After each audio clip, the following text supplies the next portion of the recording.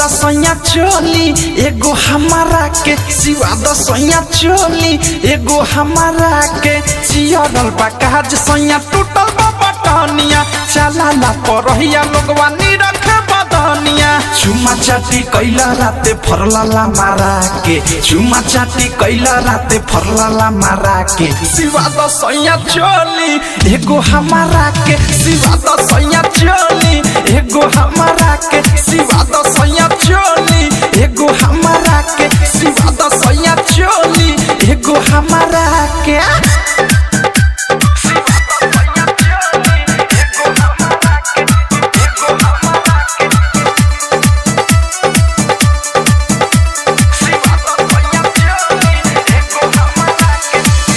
लावा कपड़ा तू किन एगो राजा रंगीन आज जाके दरजिया के दे दी नहीं बोलता रहूं मजा मारता रह तू ना देव तो बोला हो के दी नासा में नासता रह रोजे कमरा के नासा में नासता रह रोजे कमरा के सिवा दसैया चोली एगो हमारा के सिवा दसैया चोली एगो हमारा के सिवा दसैया चोली एगो हमारा के सिवा दसैया चोली एगो हमारा के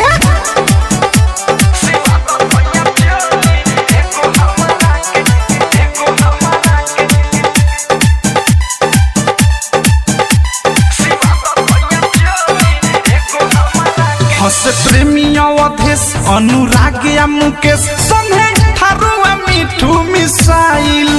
नाही करता र खुश तू त बारा मखी चूस चोली आज ले एको नसियाइन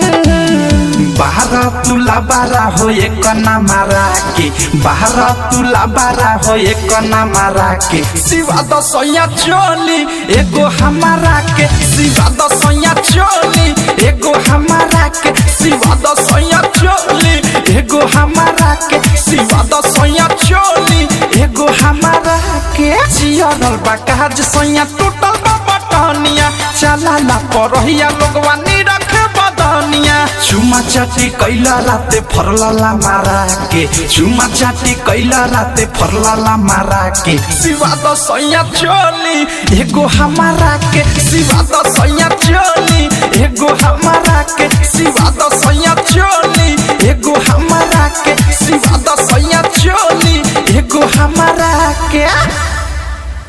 RCM म्यूजिक न्यू ऐप अभी डाउनलोड कीजिए हमारे गूगल प्ले स्टोर से और पाए भोजपुरी लोकगीतों का एक से बढ़कर एक ऑडियो वीडियो सॉन्ग